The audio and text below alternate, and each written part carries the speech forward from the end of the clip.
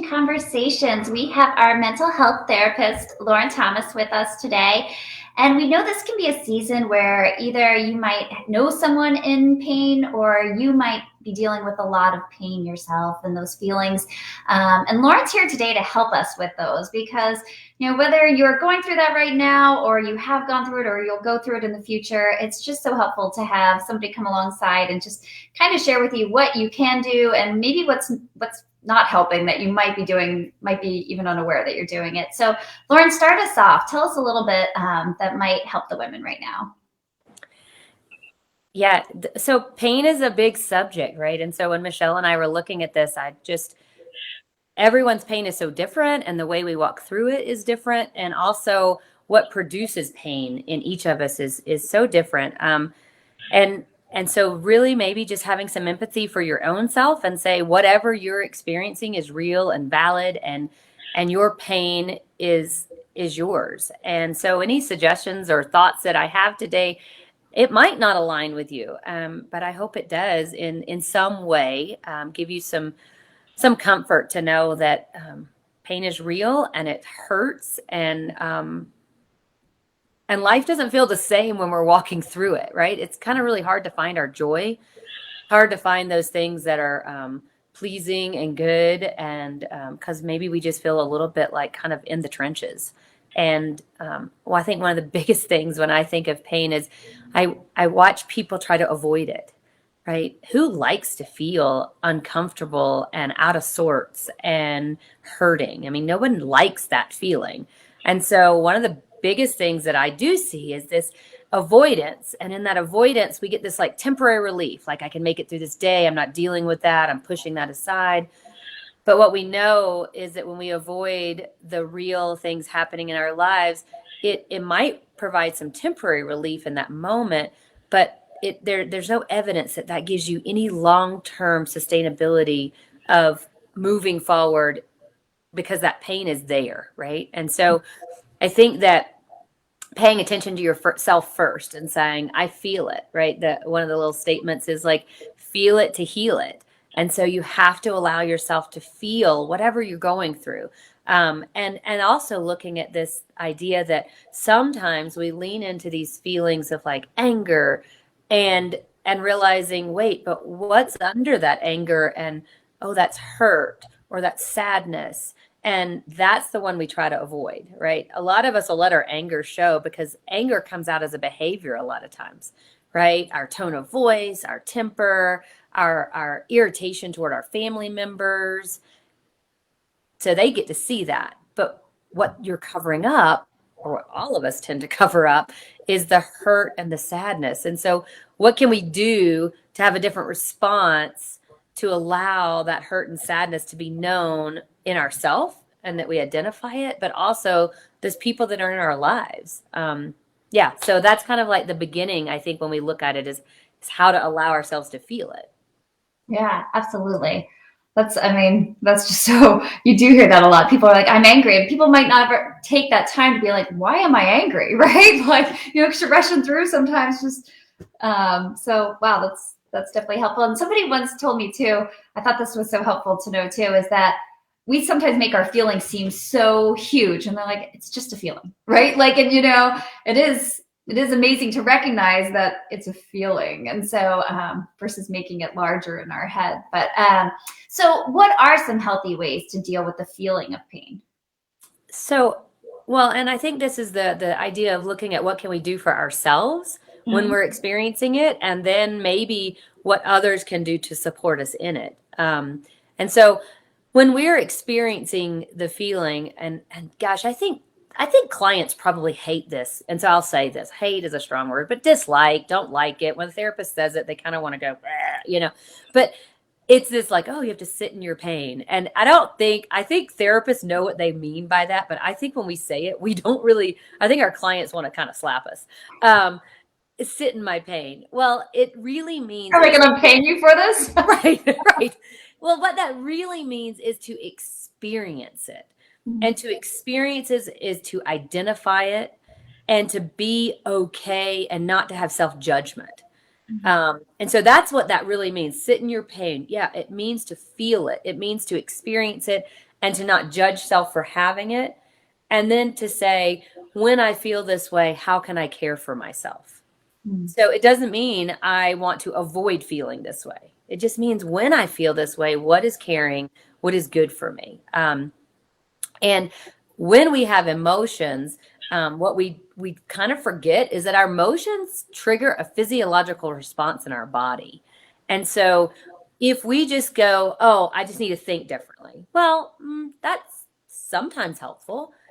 But on the other hand, we also need to recognize, what does our body need to care for ourselves so that we can have access to new thoughts, right?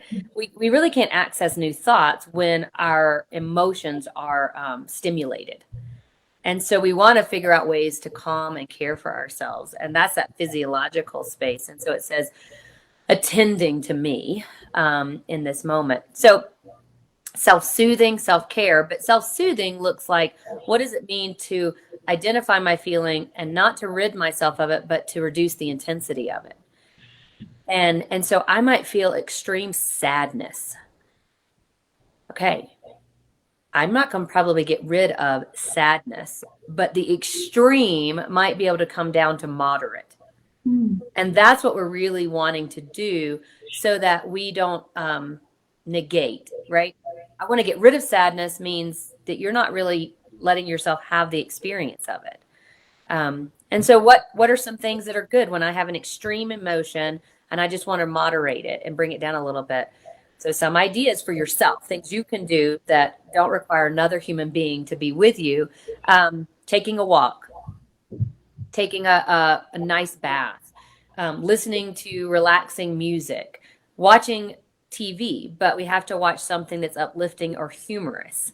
And so, when we're feeling sad, we don't want to go watch a movie about loss, right? That would not be supportive, right? It would just feed that emotion. So we're not going to moderate it. We're not going to bring it down.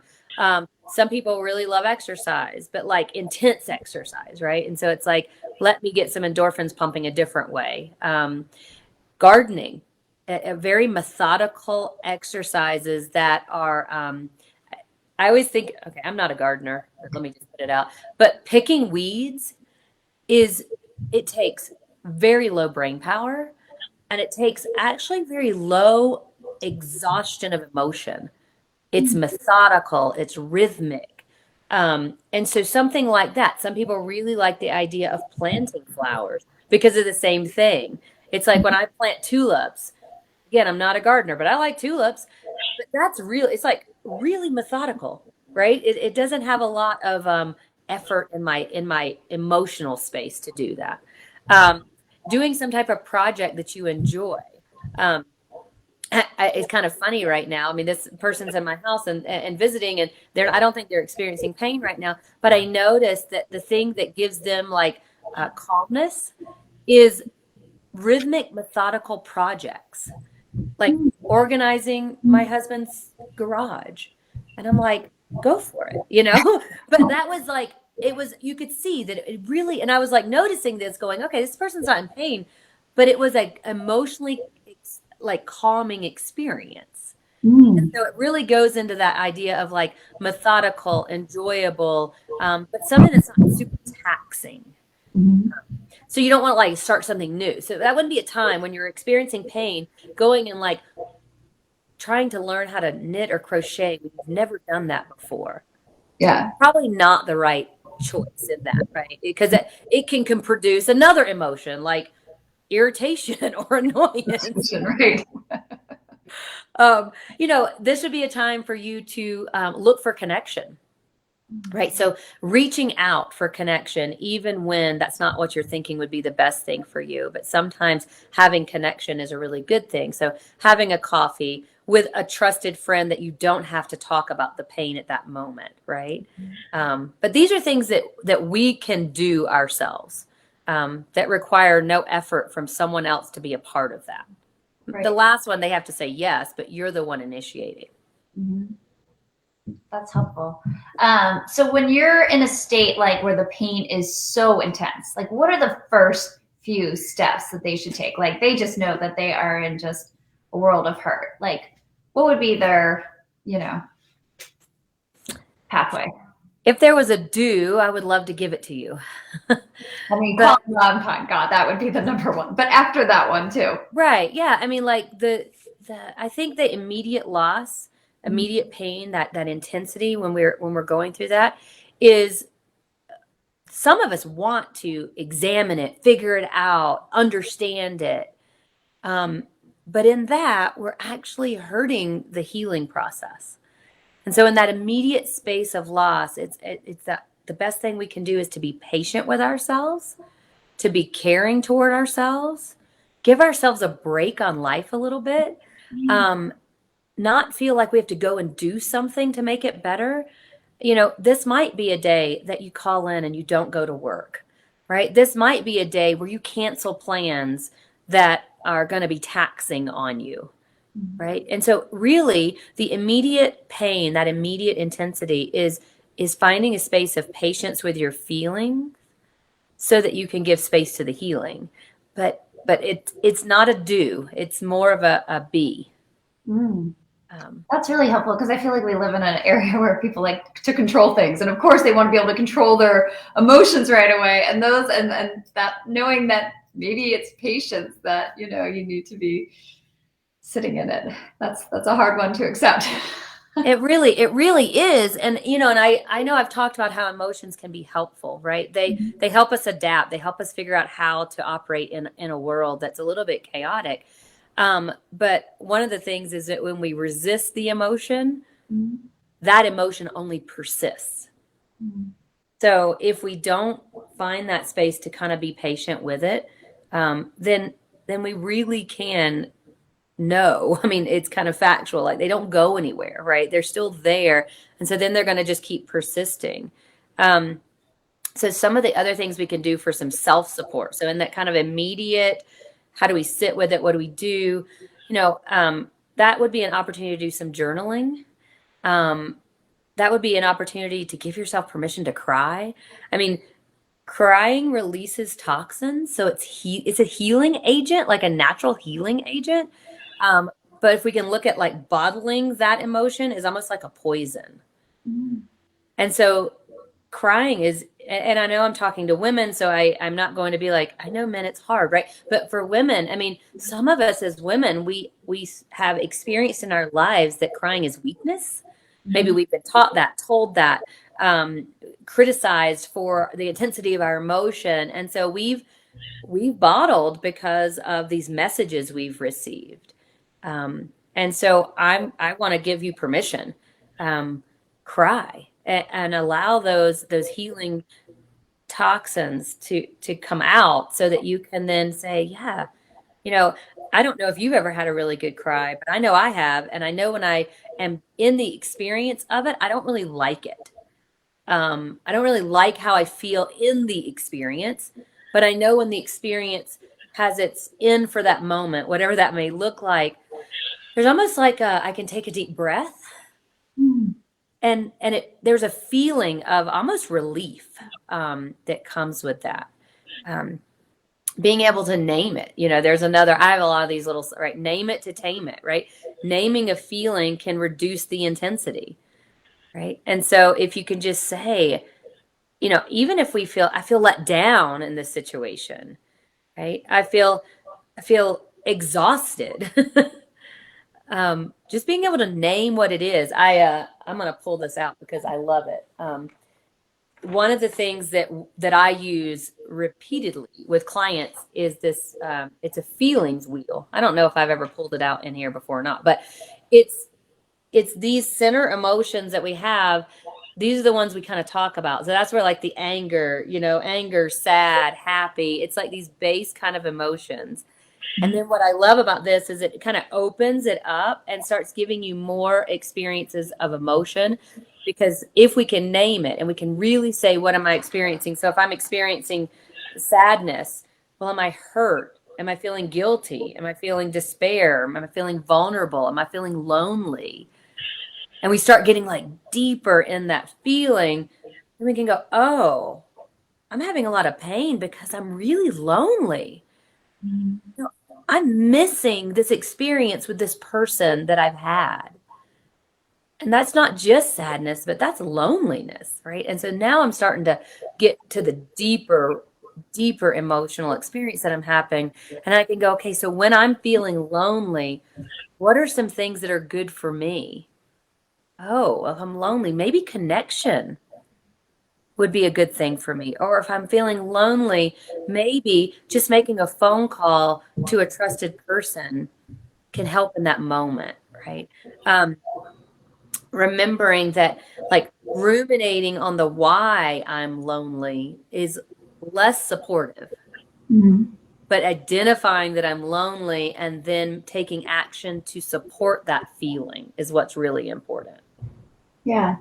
I love that. Maybe you can post in the comments. You can post that because it was hard to actually see, but that would be really helpful, I'm sure. Because it is. Yeah. It goes. I remember you showing that to me once before, and it is helpful to identify why you even have that source of pain that Hmm. sometimes we can't see until we break it down. Yeah. Well, and this is the other thing for women. Sometimes we think supportive space for ourselves is telling the story, venting um, about the experience. Mhm. But one of the things that we know is that what we need to do is talk actually about what we are feeling. And I know this is repetitive, but I'm saying this because if we're the supporter and someone's going, it's just not right that, this person was taken from me, or this is, I can't believe that I have to go through this. It's not fair. And okay, we want to listen. And then we want to actually listen under it and say, gosh, that must feel so terrible to be without them. Mhm. That must be a scary place for you. Mhm. Versus feeding the venting. Do you see how I kind of shifted it? Yes, absolutely. Um, and so that's something we can do if we're listening for a person who's in pain. Well, that's a good question too. Is how can you come alongside someone who they're suffering and you see they're in pain? Maybe give us two examples for somebody you know well, and maybe somebody that you don't really know at all, but you can see that they're suffering and they need someone, or maybe God's putting you in their path for a reason. What are some things we can be doing to support them? So, and I know we've probably talked about this in different places, but I think it's always good to kind of hear it again. This idea that, right, presence. I know we talked about like how uncomfortable it can be. Like, what do I do? Do I go to them? Do I not go to them? But the power of presence is real. Mhm. And so, if I'm going to give you a scenario that I think um, a lot of women go to Bible study, and you're maybe don't know everyone really well, but you notice that someone is just, their face is heavy, or they're tearful. Um, you don't have to know them to be present, right? Instead of choosing to sit away from them, you could actually sit next to them, right? And you don't have to say anything. Some people really need touch. It would be okay to put your hand on their shoulder, right? And just let them know that you're in their presence. That there's a lot of power in that. There's also, to add to that, the power of silence, right? Allowing somebody just to sit in their experience, but to know that they're not alone and that you're not there to try to fill the void, right? Silence is okay. Um, Validation if you're talking with someone. So now you might be in an experience where someone needs your support. And so you're bringing your presence to them, you're allowing for a space of silence if they're emotional, and then you're validating how hard this must be for them, and validating their experience, remembering that my pain and what causes me deep pain might look different than what causes someone else deep pain, Mhm. but neither are invalid, right? And so if you're sitting with that person, just being able to validate that in this moment they're doing their best. And whatever that is okay. And I experienced this.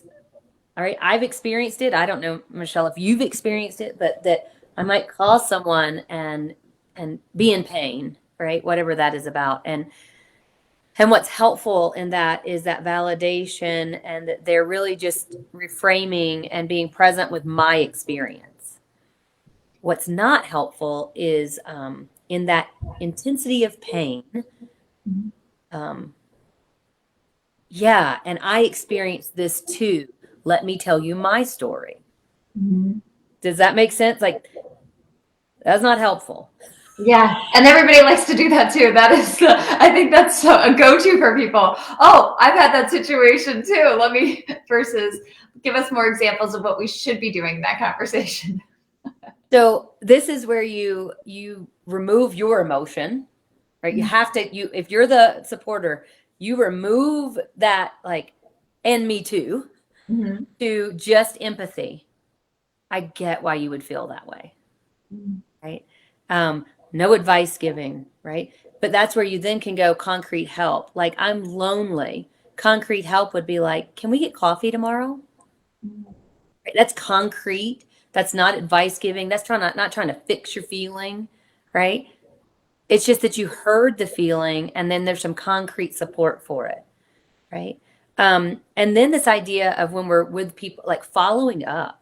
I know that that's one experience that I've had people talk to me about, is that, in the immediacy of a crisis, whatever that may be, people show up, right? Yeah, meals on your doorstep, cards are coming in the mail, and people show up. What happens is when the crisis level for the external world is no longer present, the person still is in the pain. And so following up with, it's been a couple weeks since I've seen you. Would you like to grab coffee, if that's something that would be good?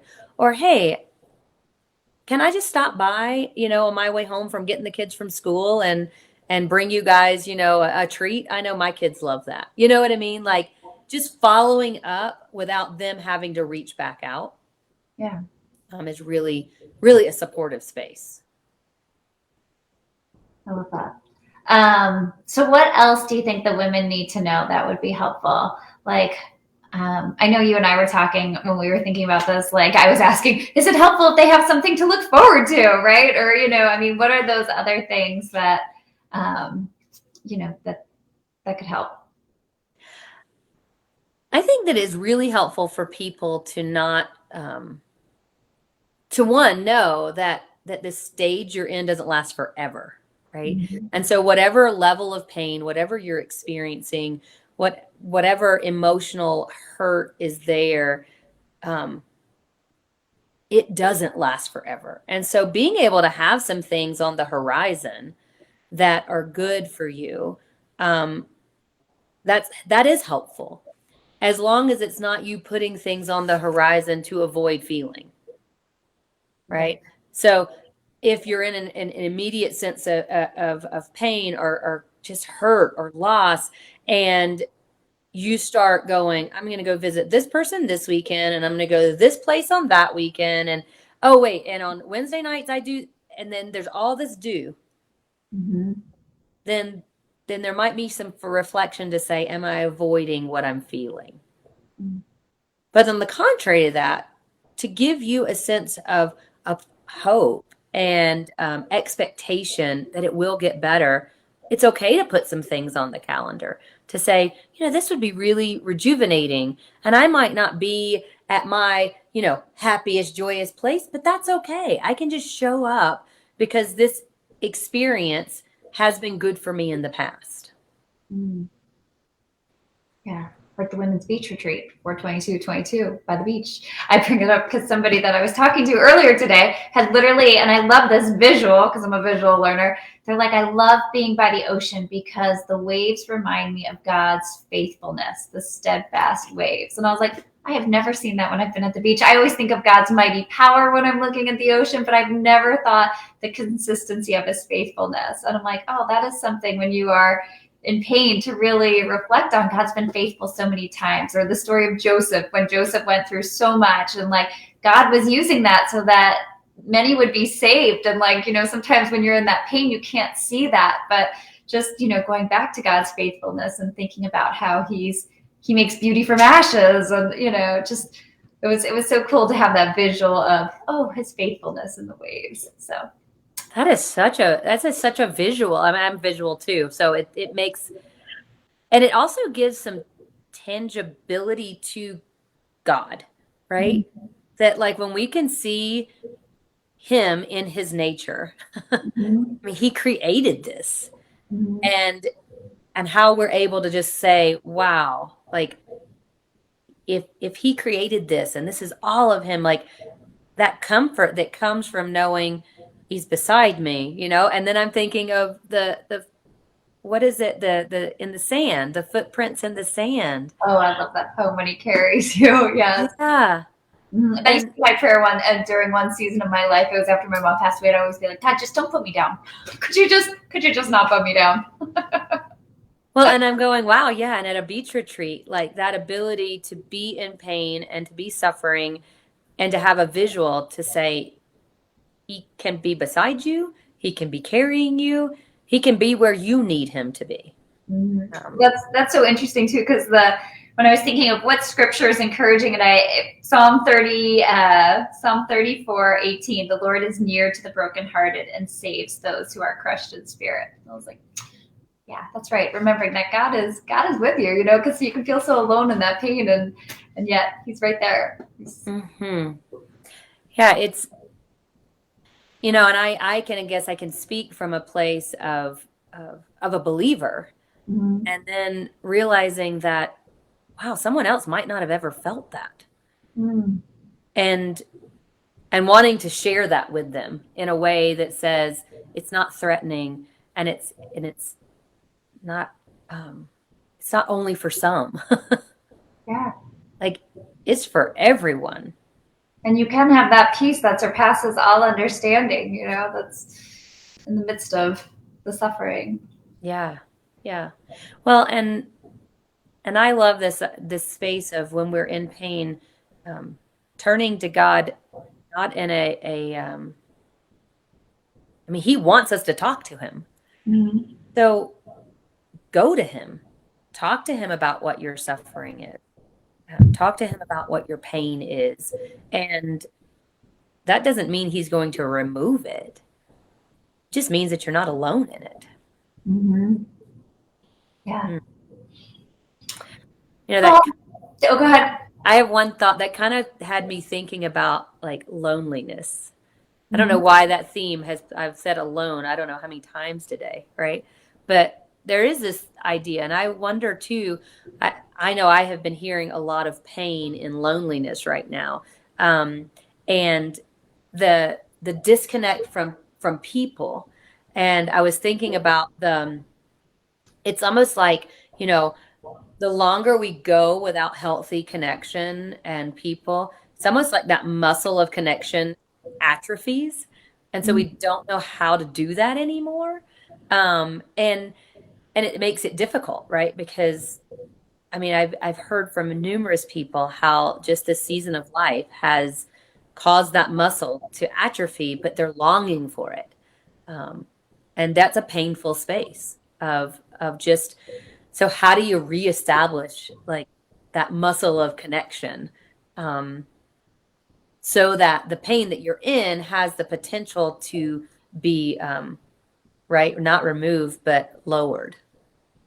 Well, and maybe even what is the truth that you're telling yourself in that situation? Because I remember my daughter, I was working on, I had to give a presentation for Faith Over Fear when we were doing that main mini-series. And so I'd be outside, I'd go outside to write. And my daughter at that time kept coming out and being like, Mommy, why are you alone? And I'd be like, I'm not alone. God's with me. Right. And it was like, I found that I was telling her this multiple occasions while I was working on that. And I was like, yeah, you're right. We need that reminder. We need to be like, I'm not alone. God's with me, like instead of believing the lies that we are all alone, because God's with us. So, right. Yeah. That was one of the first things. It was like removing that negative voice. Mm-hmm. It's like, what is that? And I see it as like a voice of what your self-worth is. right? And so really working at reshaping that voice, and like having empathy for yourself. Like, this has been hard for me. Mhm. And I want it to look different. So if I want it to look different, let me exercise that muscle. Let me connect for you and I, let me connect with God first so that he can help me connect with others. Mhm. But then pushing through that pain of discomfort Mhm. that can come when that muscle of connection, that atrophy has happened. And that's uncomfortable, right? I mean, I can attach it to like a physical working out, right? I mean, anybody that's done any type of working out in their lives recognizes when you've sat on your butt for a long time and then you start working out again, your muscles have atrophied and that hurts and it's really uncomfortable. I can tell y'all I'm in that place right now, right? It's like that, but that's that same thing of like looking at this like discomfort that comes from like having not done something for a while. Mhm. I And feel like the theme of the other year was getting comfortable with the uncomfortable. Because yeah, after COVID, I felt like I think I forgot how to talk to people. Like it just seemed odd having conversations, after being in mask for so long. yeah, Yeah. yeah. Well, and also then also being like comfortable within your own self. Like I know, I mean, I have not left the computer for a really long time. So I keep talking, but then just going to the grocery store and having small talk, Uh-huh. right? Like that's connection. And I've been avoiding that. Like, I'm like, ugh, it just takes a lot of effort, you know? But I'm like, well, how am I going to make friends if I don't do that? Right? Where else am I going to meet people? Grocery store, coffee shop, church, like, you know? Uh, But realizing that is something, that pain of and discomfort, that it's okay, right? Do we want to stay there? Do we want to stay in that loneliness and that um, emptiness? Or do we want to push into that a little bit and be uncomfortable and have faith that it can look different. mm. Um, I love that. I love going into places and when I'm walking around, just kind of smiling. Like the other day, it happened to me. I guess it's been so long since I've been wearing a mask. I forgot that I can do this, right? And I would like smile at the women that I would see in the store that I was in, and it was like it just like they would light up. Like I think it's been so long for everybody, and you never know who needs like that, just the warm smile, right? That mhm. so they remember. Yes, there are still people that you can connect with. So. Yeah, that it's great to be able to use our body language again, their Mm. facial body language. For sure. For sure. Yeah. Well, I know we don't want to take more of your time. I so appreciate you being with us. But is there anything else you want to share with the women before we go? Hmm. I think my takeaway would be, after even I sit through this and talk about it, is be mindful of the avoidance Mm-hmm. and give yourself permission to be patient and sit with the experience you're in without self-judgment. And experiencing that then gives you compassion for when somebody else that you love needs you to be there for them too at a future date. So Yeah, as for good sure. as it is, it's true. For sure. I still appreciate you being with us, Lauran. Thank you It so was much. super fun. And for Yeah, nice. those who do need something to look forward to, Lauran will be at the beach retreat with us. So mark your calendars for 2222. And it's already half filled. So sign up soon if you want to I join us. know I'm looking forward to it. Me too. It will be We a would lot of love to fun. see you. All right. Thanks Bye. so much, Lauran. Bye-bye.